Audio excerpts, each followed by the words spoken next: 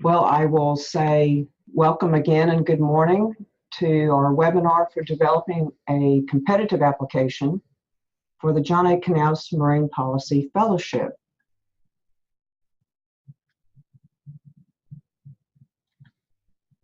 This meeting is being recorded, and we will make it publicly available on our Texas Sea Grant website following the webinar.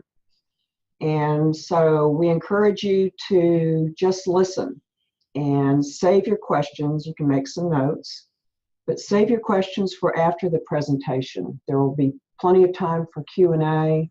What we'll do at the end is if you want to ask a question, you can click on the chat tab and then simply proceed by typing your question.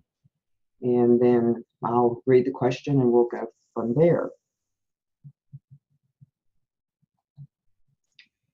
So the purpose of our webinar this morning is to develop a competitive application for the fellowship. And the presentation is by our Director for Texas Sea Grant, Pamela Plotkin, and I will be leading the presentation primarily. My name is Mia Zwolinski. I'm the Research Coordinator for Texas Sea Grant. And welcome everyone. I've communicated with you through some emails and had some great initial correspondence, and we want to make this webinar something that can be very useful for you as a learning tool. And so starting out, really the most important advice, we have some bullet points there, and it seems kind of obvious, but really it is important to read the funding opportunity announcement. Those are the guidelines, those are the requirements, all of the documentation is there for you, provided by the sponsor. Follow the directions. If you have questions prior to the submission, if there's something you do not understand, ask questions. We are here to assist. And for those who may have or have not already yet looked at our Texas Sea Grant website, which is, if you look at the slide at the bottom corner right, there's our website address, and under the funding opportunity for the Knauss application information, I have summarized a lot of the information taken directly from the opportunity announcement. We have also taken information and incorporated the same into these slides, as well as providing insight and guidance from Dr. Plotkin's experience as a former Knauss Fellow herself. So the main thing is to read funding opportunity announcement, follow directions, review our website, click on the additional links that are there, because there are other links that take you directly to the sponsor's website for additional suggestions. Because once the application is submitted to us here at Texas Sea Grant, the State Sea Grant program is required to submit the application to the sponsor as is, unchanged from your original file. So that's very important for you to know. So up until February 23rd due date, let me know if you have questions and we'll do what we can to assist you. The next thing I'm going to cover are the components required for the application file, what the guidelines call as the required elements. There are 6 required elements, although 5 standard are what we have listed here. The 6th element that I do not have listed here is simply if you are a student not residing and not at an institution within the state of Texas. For example, if you're in New Mexico, it's acceptable to go to the State Sea Grant program closest to your state and submit your application to us. And that 6th point just has a letter of permission from the sponsor that we include with your application. So everyone here, I think, is from Texas, so it wouldn't be anything we'd need to really worry about at this point. So the 5 required elements, and I have summarized this on our website as well. Each of the 5 we would want you to put in the same order and combine into one PDF file and submit that to me here at Texas Sea Grant. So we'll do an overview of these 5 components, and then throughout the webinar we'll touch on each one in more detail. So the first one is to have 2 signed letters of recommendation, including one from the student's major professor. And if you do not have a major professor, a faculty person academically familiar with the applicant may be substituted. Secondly, is to include a personal education and career goal statement that emphasizes your abilities and your expectations from the fellowship experience in the way of your career development. It's a statement, and there's a limit there. Literally follow, do not include anything more than 1,000 words. 1,000 words or less. Less is better. Quality is what you want to look for, not necessarily quantity. I did want to note that this year the sponsor is giving us guidance that the applicant does not have to actually state a preference statement as to whether you would like to be in the legislative or the executive branches of the government. It's no longer required. The state directors, though, may indicate a preference in their letter, but the sponsor wants the applicants to be open, and they provide guidance after a finalist is selected. They provide additional guidance and webinars that explains the legislative and executive branches further. And I also have a link on our website towards the bottom of our page where one of our Sea Grant programs from the Minnesota Sea Grant program, they put together a little document that kind of explains a little bit more of the legislative type fellowship. The third component is your personal and academic curriculum vitae, 2 pages maximum. And again, when there are guidelines that want you to keep things at a maximum, do follow those guidance rules. Fourth, a clear scanned copy of all official undergraduate and graduate transcripts. And then the 5th component is a listing of your classes and or plans for the spring, summer, and fall of 2018. And again, a limit not to exceed 1 page. And then next, we wanted to give you an idea of the review process.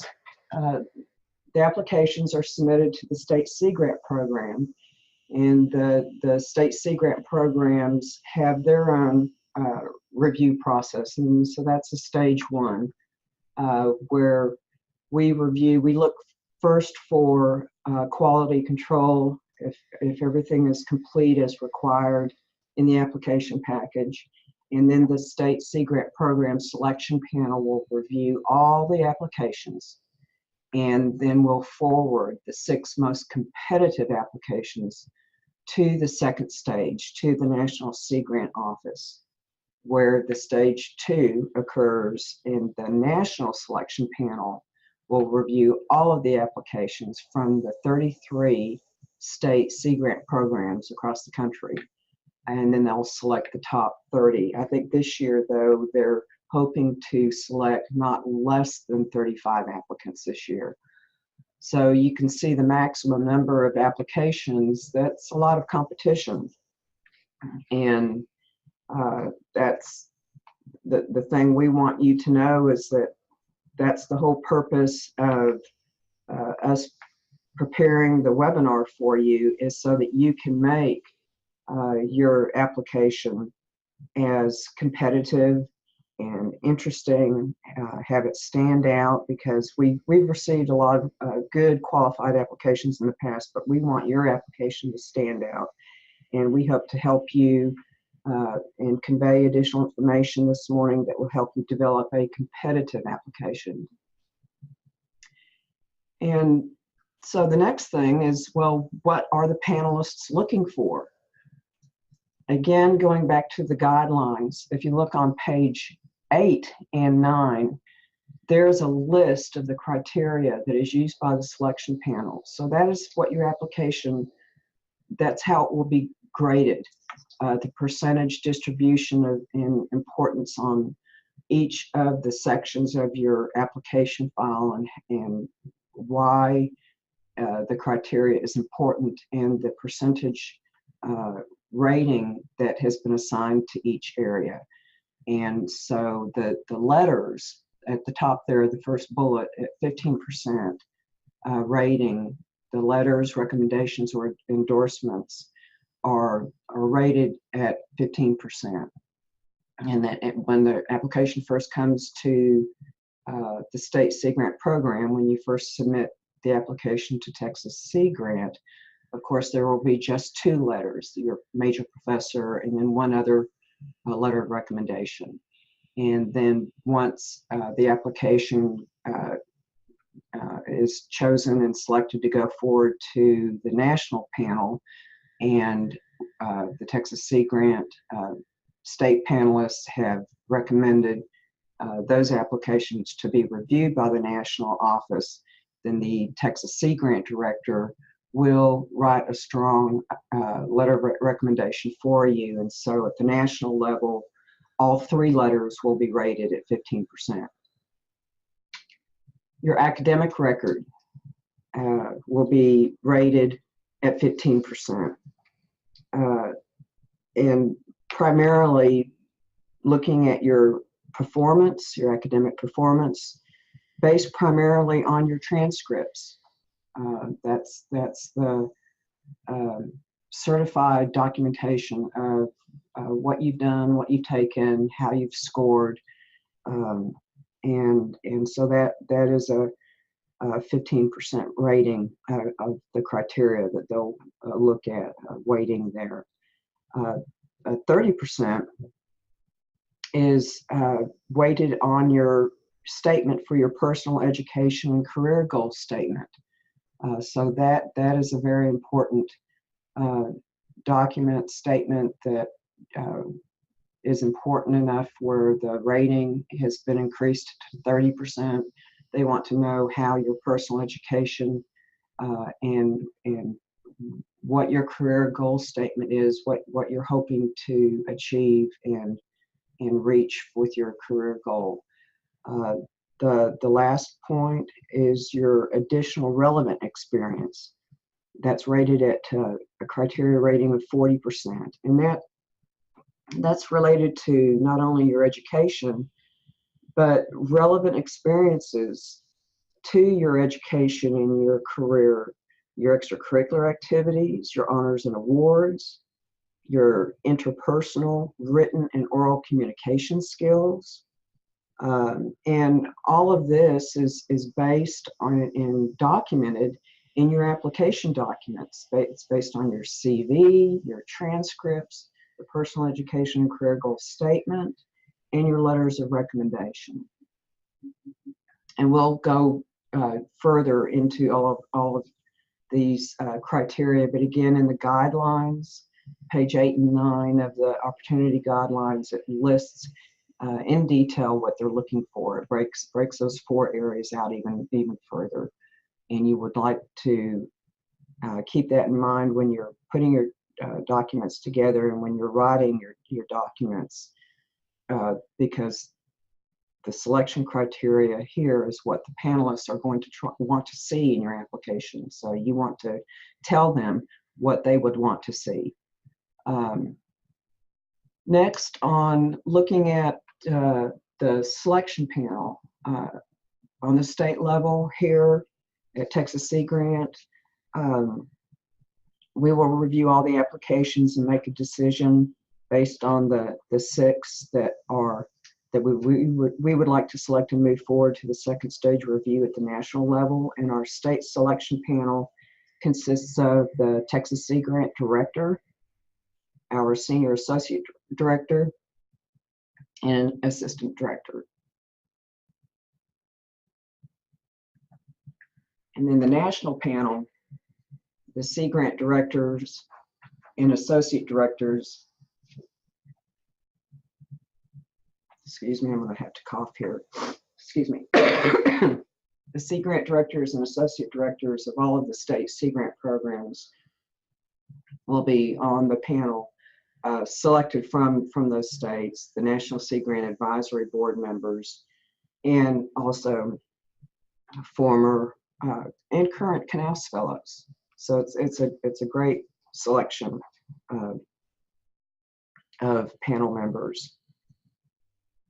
And something to keep in mind, those panel members, some have academic backgrounds, some do not, some have scientific background, hard science, soft science, many, but not all, may have advanced degrees. So remember, when you're writing your documents, your career statement, and personal education statement, be able to convey scientific terms without too much jargon. You want to allow any of your scientific information and what you've done be relatable to a non-science panelist. And so you would want to be careful in your language to enable a broad audience to be able to read and understand excuse me, what you're trying to convey. Now we'll go into more detail on the criteria and the strength rating of the criteria on what the selection panelists are looking for each of those components of your application. So looking at your letters, the letters are incredibly important. You want to find a faculty member and professor who knows you, and if they're willing to write a strong letter for you. Pick people who know you and know you more than just having you in class, and provide them adequate time so that they can write you a strong letter too. So the panelists, looking at the letters, the panelists will want to see if the recommendation letters demonstrate a knowledge of the applicant and does it demonstrate knowledge and their abilities? Do the letters provide evidence of the applicant's leadership potential, confidence, maturity, self-direction, creative thinking, analytical skills, openness and capacity to expand experience, flexibility to learn new things, communicate well, and be able to convey scientific knowledge in a broader non-scientific context. I mentioned that a little bit earlier. And the panelists would be looking too, okay, well, does the letter writer know that applicant more than just a participant in a class? Are the letters from a diverse source? In other words, not have two professors who are working in the same lab. You would want to have someone that knows you, can expand on what they observed as you've been in their class or have worked with them in their lab. Those are things that you would like the panelists to see from what your professors and recommendation referees will be providing for you.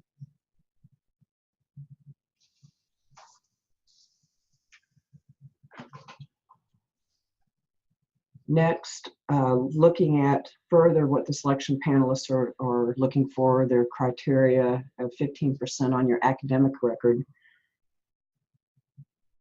Primarily, this will be looking at transcripts and your CV. Letters of recommendation may convey additional information, your career goal statement, your personal education statement. But the panelists want to understand what is the strength of the achievement with your academic um, time period? Is the education and experience in the area of expertise appropriate to the career stage, whether you're a master's student or a PhD student? Does the applicant display strength in performance and competitive course grades? Do the records of publications and or presentations, poster or oral presentations, appear appropriate to the career stage, to the field and institutional setting?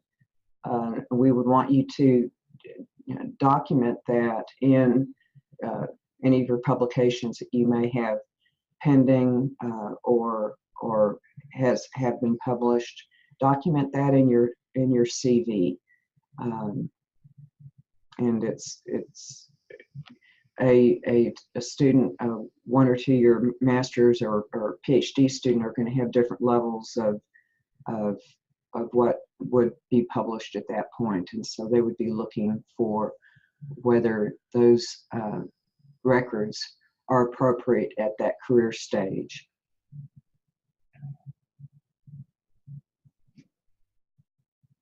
Next, the selection panelists are looking at the criteria within your personal education and career goal statement, weighting it at 30%. They really want to look at, I mean, these 3 bullets are just stated right there. Has the applicant stated a career or life goal statement? Is it specific? Is it direct and concise? Does the statement discuss what the applicant will bring to and gain from the Knauss Fellowship? So they're wanting the applicant to tell them what you have to offer and what you're wanting to gain from the fellowship, and how your experiences and your education can evolve into your career goal, and whether you know for sure what you're going to be doing permanently or not. That, don't be concerned about that. Just try to convey what you've done, what you'd like to do, and how it can add value to what you can provide to the fellowship and what you hope to gain from it. And so, to give you a little more of an idea of what to put in your statement, I have this slide has a lot of information there, but these are just ideas to help guide you. We also have on our webpage a file where we have taken some of our best former Knauss Fellows, where they have given us permissions to present their career, personal education and career goal statements. So I encourage you, after the webinar, to go and download that file. All of the personal information has been redacted, but it's a great way to see how others have put together their statement. And so, firstly, write a clear, concise statement of your career or life goal, and address how your past experiences, whether it's personal, professional, educational, how they can relate to the fellowship, to this fellowship, not just any fellowship, but to the Knauss Fellowship, and how this specific fellowship, as opposed to another, could enhance your career and what you have to bring to the fellowship, what the fellowship itself can gain from having you as a fellow. So provide evidence of creative thinking, your analytical skills, and or the capacity and willingness to make connections between science and a broader economic, social, and political issue. Demonstrate your ability to communicate, convey knowledge, scientific knowledge, in broader non-scientific contexts.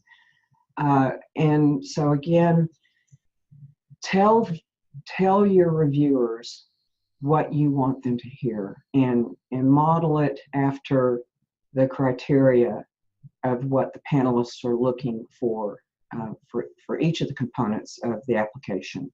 And each of the components of your application, you can restate and summarize and expound on your the passion that you have on where you're wanting to go with your education and career goals. And then lastly, I had mentioned that you do not have to state a preference of selecting to be a legislative or executive branch. It's no longer required. Keep your options open. Go to our website and review the Minnesota Sea Grant link, where it explains a little bit more of what a legislative fellowship is like. And again, our Texas Sea Grant, the state director may indicate a preference. Do not state a particular office.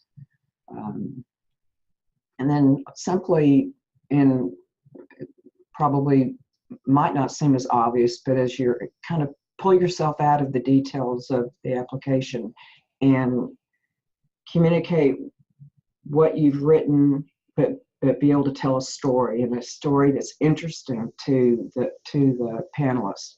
But don't tell us what you've already told us in your CV.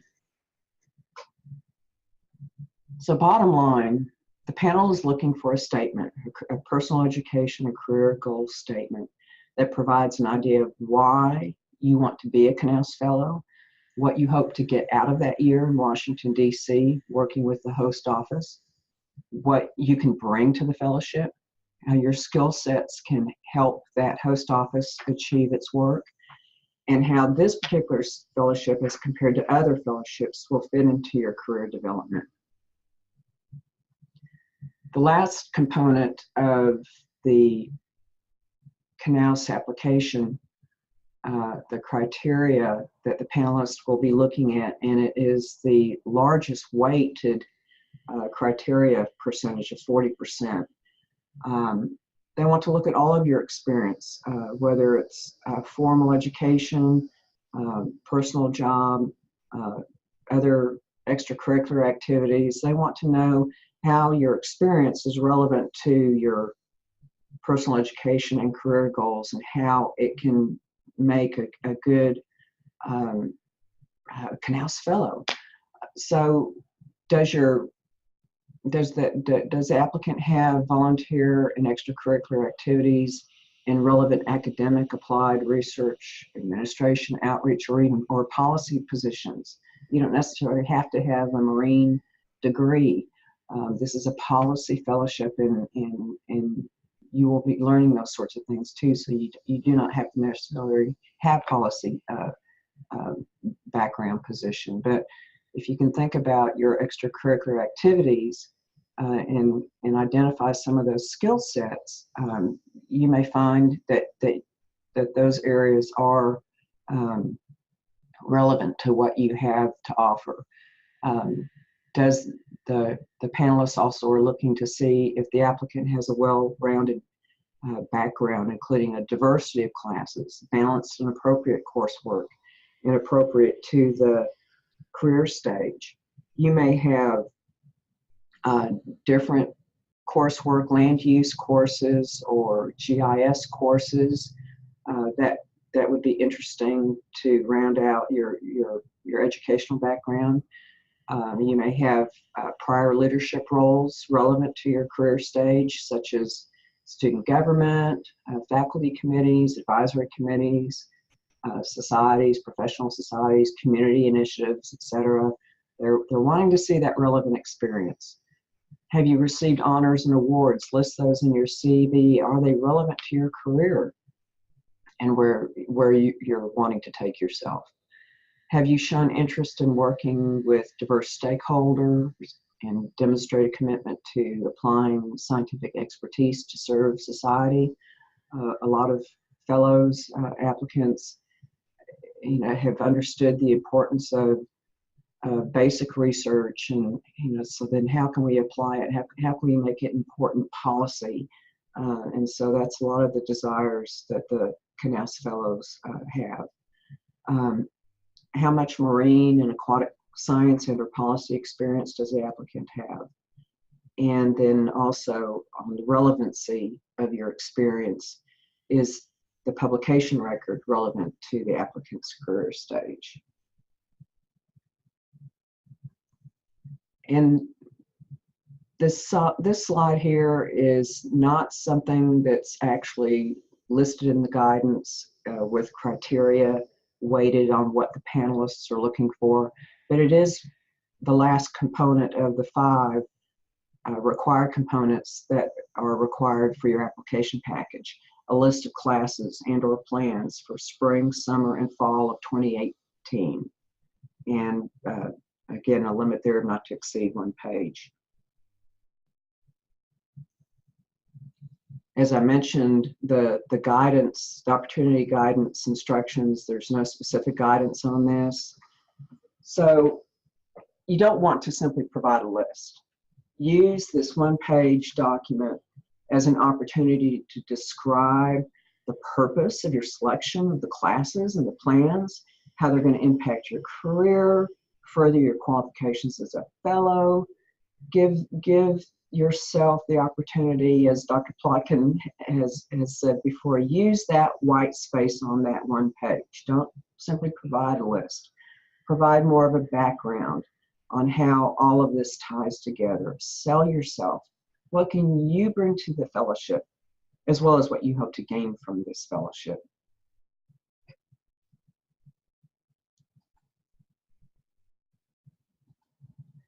And next we have a slide that is giving some ideas for your curriculum vitae. There is not a specific format for a curriculum vitae. Most people are first familiar with a resume, but a curriculum vitae is a little more specific to your profession.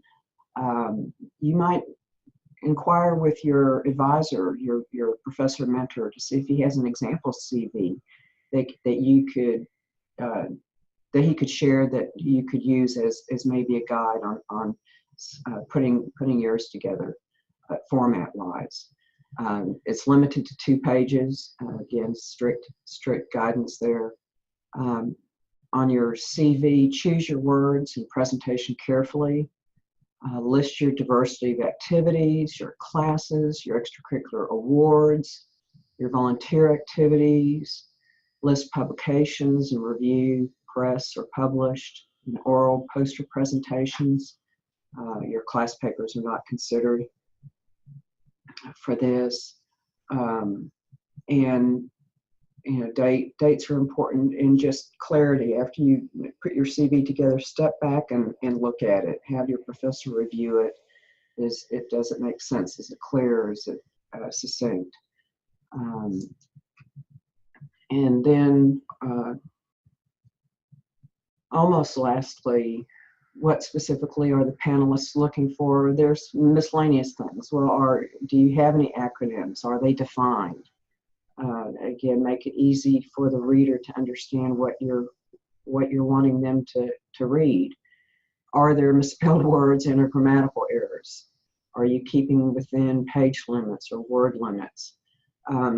There is not a specific guidance for formatting or fonts. Typically, standard margin width is an inch margin, and a 12-point font is pretty typical, but consistency is what you want to shoot for. So if you can try to make your documents presentation-wise consistent, then it's so much easier for a reviewer to just look at the meat of the matter and not worry about a format of any difference. And then lastly, the most important advice is to read the opportunity announcement, follow directions, ask questions. That's why I'm here. Because again, once you submit your application PDF file to me, we're not able to provide any further advice or direction. So I'm more than willing to assist you in any way I can in that regard. And also be sure to visit our website again to read through my summary information. Click on the additional links that take you to the sponsors' web pages and just absorb what you can there, and then we'll also post the webinar in the final PowerPoint presentation to our webpage. And so I think at this point, if you all have been making any notes for questions, we can begin to receive those. So you would, again, just click on the chat box and type your questions in there.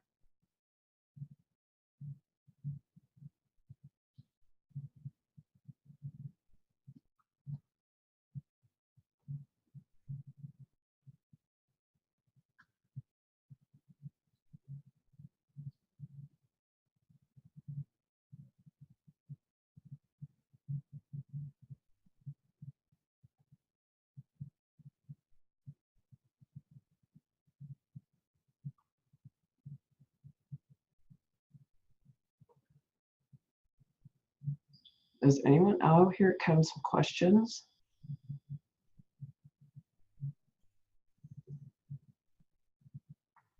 And so one question we have here are all placements in DC, or are there opportunities for placements in regional offices?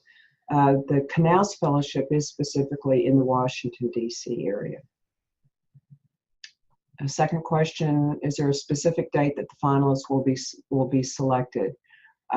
The state applications are due to the sponsor actually in March, and by the time the national office does their final review and selects their finalists, their firm announcement to us is a notification to the State Sea Grant Program the 1st of June. And then we will provide notification to all of our applicants, and we'll provide blinded reviews for you for your records. The next question, do we need the letter from the Sea Grant Director before the February 23rd deadline? No. Your application that you submit to Texas Sea Grant will only include 2 letters, your major professor letter and then another letter from another professor or recommender. And then once we have our stage 1 state review and select the applicants that we would like to move forward to the national level, at that point is when the director's letter will be included for the national review. And those that the state panel review, those applicants that we have chosen to move forward, Dr. Plotkin will meet with you by a conference call to gain more knowledge of your background and assist her in writing the letter that she would be providing.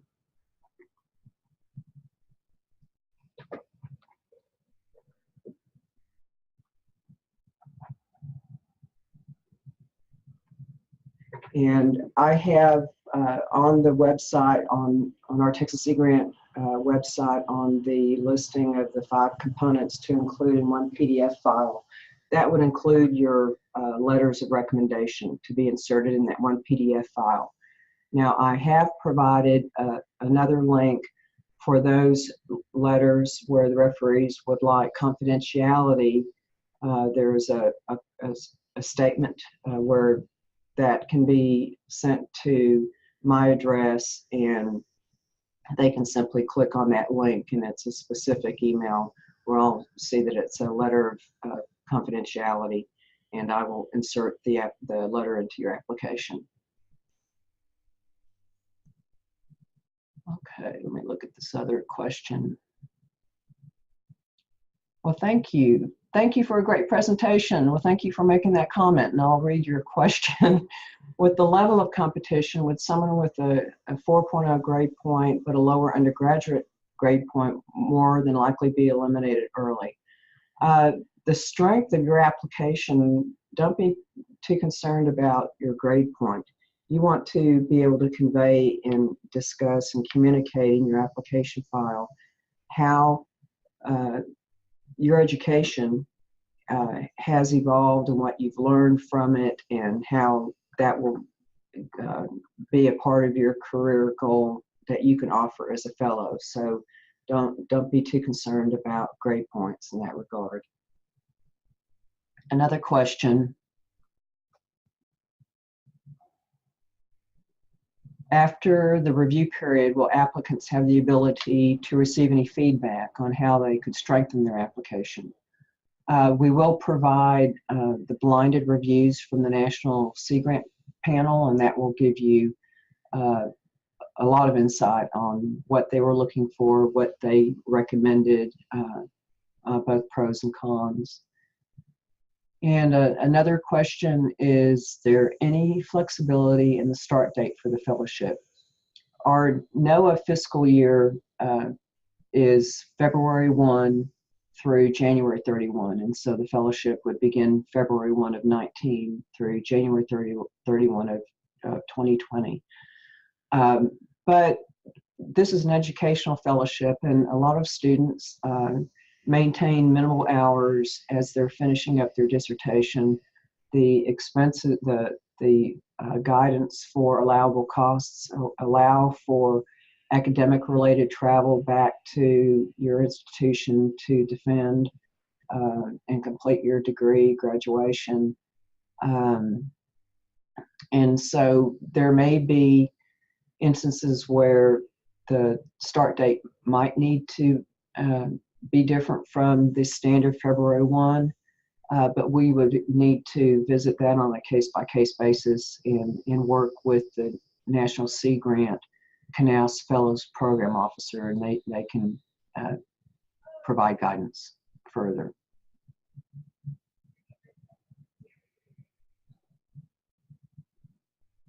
And right now, it looks like I've covered all of the questions. We'll wait a few more minutes and see if anyone has any other. And don't hesitate to send me an email with further questions.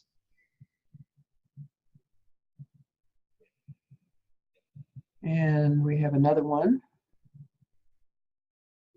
Is there any assistance to find housing in the DC area? One thing that occurs once finalists are selected and we're notified in June, the finalists then in the October, November time period are sent for a 1-week placement week opportunity to meet all the other finalist fellows and to interview with all of the various host offices.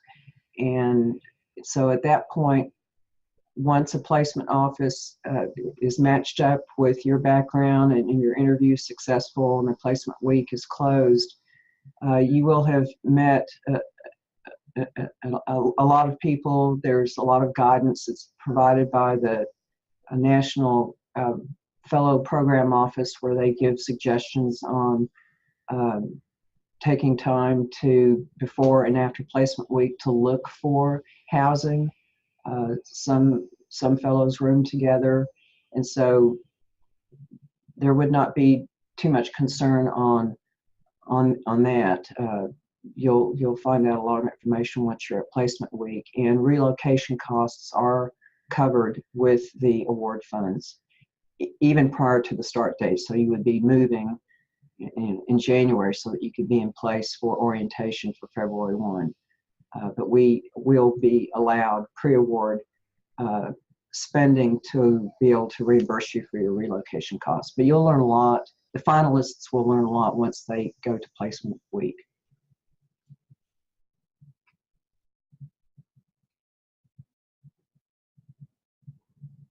and we'll wait a few more minutes. It's 12 to 11.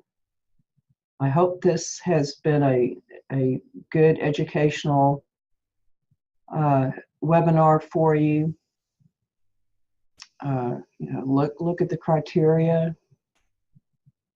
Tell the panelists about yourself based on the criteria, what's important to them, and match yourself, basically. You've got a great background, and they want to see that conveyed.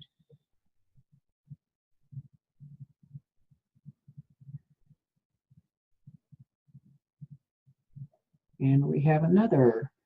Are award funds for relocation taxable, and can they be deducted based on the tax deductions for relocation expenses if someone moves more than 50 miles? The tax implications are, it depends on the student and the fellowship. Some of the fellowship funds are considered taxable, and some are exempt from taxation. And so we can get you further information on that. And they would follow the standard tax rules. I think this year's guidelines, although this year's awardees who are starting their fellowship next month, tuition reimbursement is not allowed. The program office is kind of gone back and forth on that. It's an educational fellowship, and they want to support your education and career development, but you don't want to use your funds so much for just paying for supplies and books, and they want you to take into consideration doing things that can help you develop your professional goals, and that could be going to workshops, going to seminars and conferences, and those kinds of costs will be available to be reimbursed from your award funds.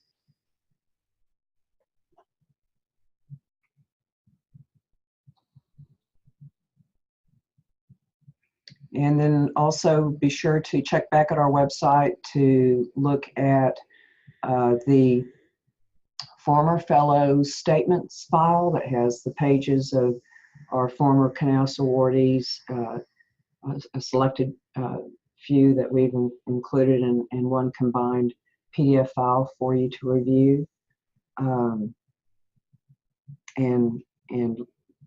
look at the requirements, and we'll post the PowerPoint in our recording, and email me with any questions.